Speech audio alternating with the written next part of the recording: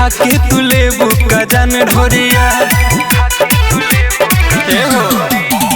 करेलू काहे गुमान गोरिया देखा के तू लेबू का जान ढोरिया नशा चढ़ल बखा के होई जरदा के पान में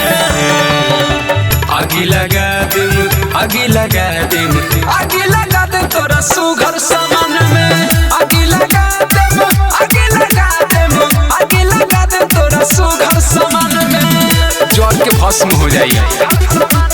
म्यूजिक बाय जयदीप माया।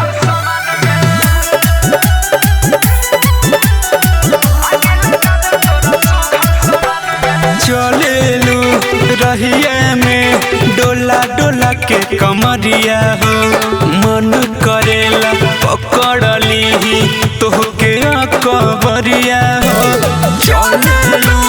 रहिया में डोला डोला के कमरिया हो मन करेला पकड़ली ही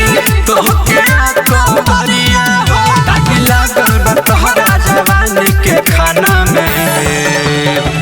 आगी लगा देम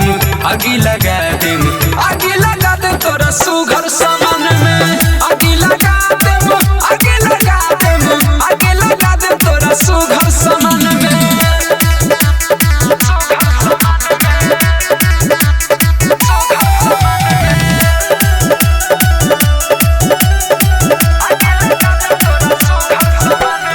कदेलू पागल तू मिठू वीरेंद्र विशाल के